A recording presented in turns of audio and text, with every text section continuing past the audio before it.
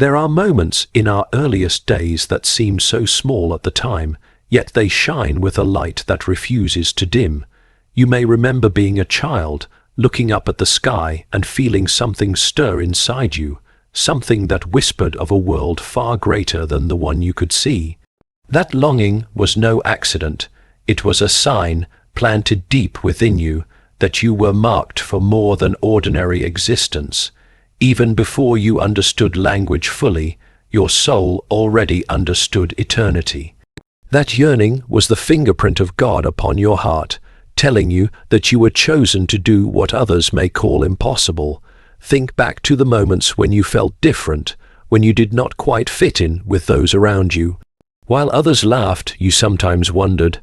While others played without thought, you looked beyond the game and asked questions no one else dared to ask. That sense of being set apart was not meant to make you lonely. It was meant to make you holy.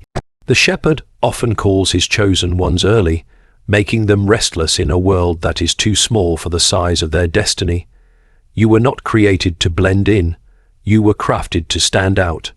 That very tension you felt in childhood was the first sign that your calling was higher than your comfort. Do you remember the times of pain when your young heart was wounded? Perhaps it was rejection, perhaps loss, perhaps the feeling of being unseen. Others may have thought those sorrows were too heavy for a child, but heaven knew that every tear was a seed. God allowed your pain to water the soil of your future, because only those who have wept can truly carry joy to others. Your childhood wounds were not punishments, they were preparations. They built in you a strength that could not be forged in ease, a compassion that could not be learned in comfort. The brokenness of your beginning was a doorway into the greatness of your becoming. And what of the imagination that filled your young mind? The stories you told yourself, the adventures you dreamed when no one else was watching, those were not foolish games. They were glimpses of a kingdom your spirit already knew.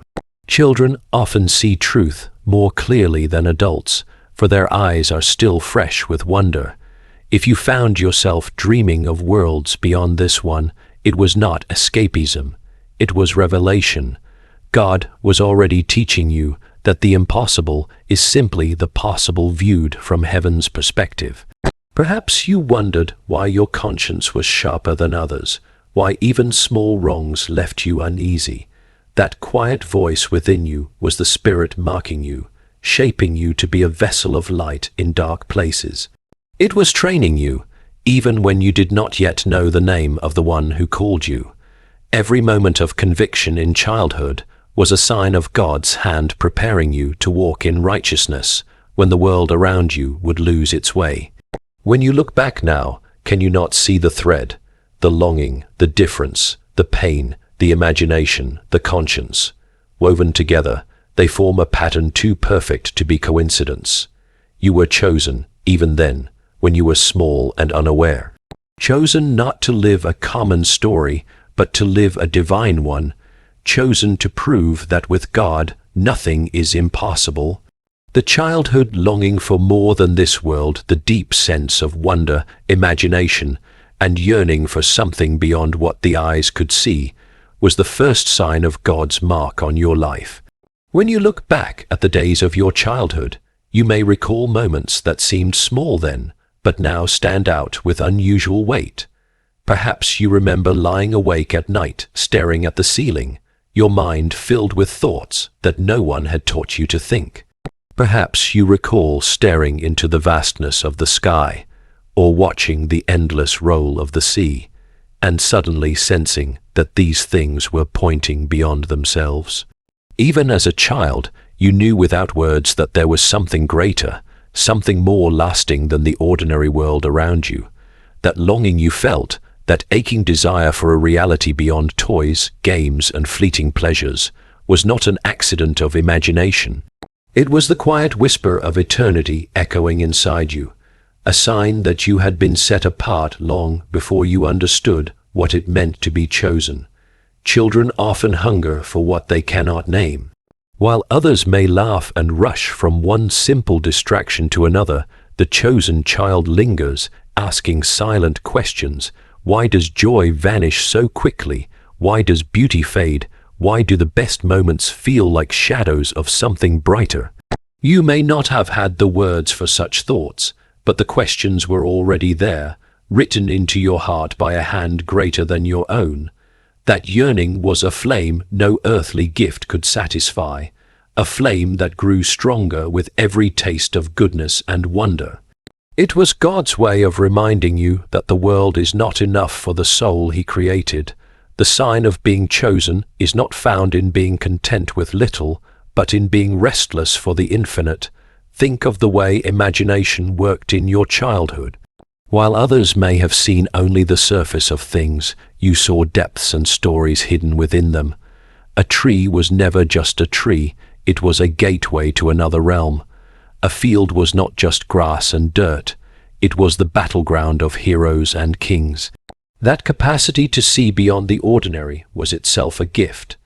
It was not childish fancy, but spiritual sight, an early awakening to the truth that life is larger than what is visible. Many lose that sight as they grow, but for those marked by God, it only sharpens with age. Imagination was never meant to deceive you. It was meant to train you to recognize the unseen reality of the kingdom. There were also moments when beauty pierced you like a sudden arrow. A melody, a picture, the golden glow of sunlight at dusk. These things stirred something within you that you could not explain. You might have even wondered why your heart seemed to ache in the presence of beauty, why joy could feel so much like longing. That is the paradox of the chosen heart. It cannot rest in what is temporary, even when it delights in it. Every beautiful thing in childhood was a signpost pointing you upward, reminding you that you were not made for dust alone. The ache of beauty was the Spirit's way of telling you that your home was elsewhere, that you were destined to walk with God in realms unseen. Even in play, there were hints. When you felt the thrill of adventure, the desire to conquer, to explore, to imagine yourself as a hero standing against the odds, these were not mere games. They were training grounds for your soul. They were glimpses of a calling to fight battles that are not of flesh and blood, to stand when others fall, to hope when others despair. The signs were already present in your childhood stories and games, preparing you for the impossible tasks that would one day require faith rather than fantasy. What you dreamed in play was often a rehearsal for the purpose God would one day unveil in reality. Would you like me to now expand keynote no? 2 into 600 words in the same flowing style. The pain that prepared you for purpose, childhood wounds, rejections, and struggles were not punishments but divine preparations, shaping you with strength and compassion for a greater calling. When you look back at the early wounds of your childhood, they may appear at first as scars you wish had never been written into your story. The times you were left out, the times you felt unseen, the nights when tears soaked your pillow without anyone noticing, the sharp sting of rejection when you thought you were safe. All these moments seemed then like accidents of a cruel world. Yet they were not accidents, they were instruments. What felt like weakness was actually the shaping of a strength you could not yet recognize. What appeared to be a curse was, in truth, a preparation for a calling far greater than you could understand at that tender age. The chosen are rarely spared suffering, for their destiny demands a heart that has been refined by fire. Consider the loneliness you may have felt as a child, the quiet sense that others did not truly see you or understand you. While others laughed in circles of belonging, you sometimes stood apart, wondering why you were different.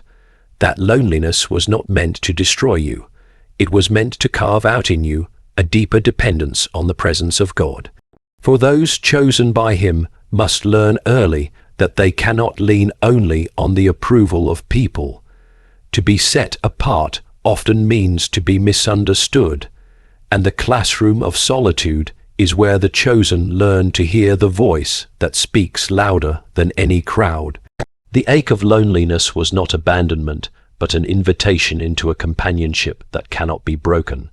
Perhaps you experienced rejection in forms that stung far beyond what words could explain. A parent's absence, a friend's betrayal, or the cruelty of voices that belittled you. These were heavy weights for a child to bear. Yet it is in rejection that the heart learns to cling to the one who never leaves. Those wounds pressed you toward the everlasting arms that would one day carry you when your own strength failed. The very pain that made you feel disqualified was shaping in you the resilience and compassion to lift others who would stumble in the same ways.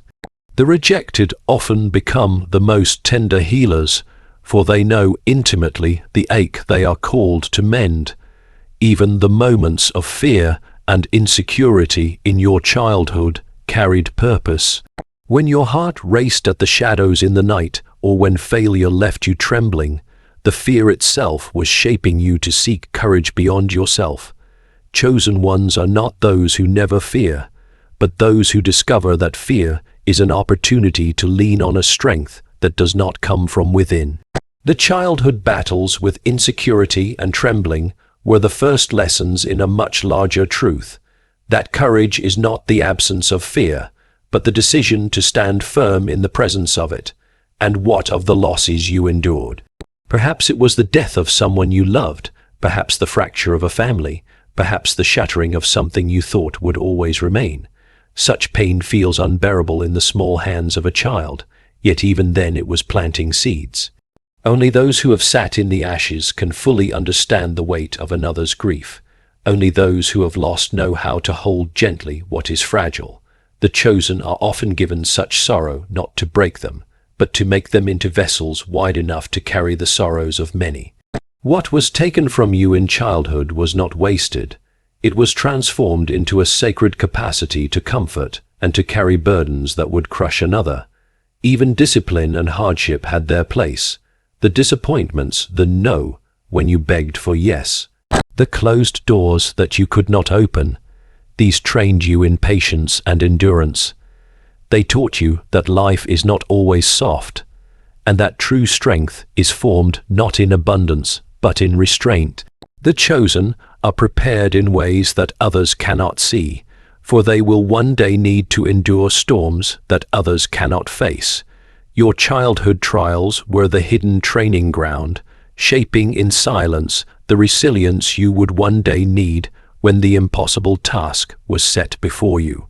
The early voice of conscience and calling the sensitivity to right and wrong, the feeling of being set apart, and the inner awareness that you were different revealed God's hand guiding you toward an impossible destiny. From the earliest days of your life, there was a quiet voice within you, one that spoke not with thunder, but with a gentle weight that pressed on your heart. It was the voice that told you when something was wrong, even when no one else seemed to notice. While others might have laughed at wrongdoing or excused it as nothing, you felt a heaviness that could not be ignored. As a child, you may not have understood why your conscience was sharper, why certain words, actions, or choices troubled you so deeply. Yet this was not an accident of temperament, it was the mark of God's Spirit upon you. The chosen are given an inner compass early, a whisper that refuses to let them wander too far into darkness without reminding them of the light. That inner voice was not meant to condemn you, but to guide you, to form you into someone who would one day carry the weight of truth in a world that delights in lies. There was also the undeniable sense of being set apart, even if you did not have the words for it. You may have felt at times that you were out of step with those around you. When others seemed satisfied with shallow pursuits, something inside you longed for depth. When others blended in without hesitation, you questioned why you could not silence the pull in your soul. That difference was not a flaw, it was a sign. The chosen rarely feel entirely at home in the ordinary rhythms of the world, because they were crafted for something extraordinary. The sense of not belonging that you carried in childhood was the evidence that your life was meant to follow a different path.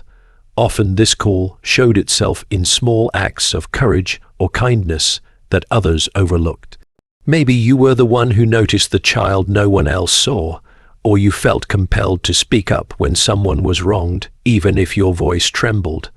These instincts were not accidents of personality. They were threads of destiny woven into your heart.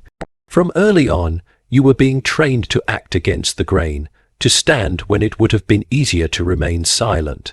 The chosen are not always the strongest in body or the loudest in voice, but they are the ones whose conscience will not allow them to rest while injustice thrives. Those small moments in your childhood when you felt compelled to do what others ignored were the first signs of the greater battles you would one day be called to fight. You may also recall times when you felt a pull toward things unseen, when you sensed a reality just beyond your grasp. For some it came in prayer whispered in secret, for others in sudden awareness of God's presence when standing in silence or in nature. That awareness was not childish fancy, but divine calling. To feel the unseen is to be trained to walk by faith, not by sight. Those moments when you felt drawn toward God without fully knowing why were hints of a relationship that had been established long before you even knew His name. To be chosen is to be known, and to be known is to be pursued. The sensitivity of your childhood soul was evidence that heaven had already set its claim upon you. Even the struggles within yourself were part of the calling. The conflict between what you wanted and what you knew was right. The tension between desire and conscience. The awareness that choices mattered. These internal battles were signs of your preparation. Not everyone feels this struggle as sharply. Many pass through life numb to the weight of right and wrong, but the chosen cannot escape it. This inner wrestling was not meant to torment you, but to strengthen you, to make you attentive to the eternal stakes that lie hidden behind everyday decisions. The very fact that you struggled was proof that God was shaping you into someone who could not ignore the truth, even when it cost you. And so, the voice, the difference, the courage, the longing, and even the struggles of your childhood were not random pieces of an untold story. They were markers of a destiny already written, signs that the impossible road before you would one day be made possible by the one who had claimed you from the very beginning.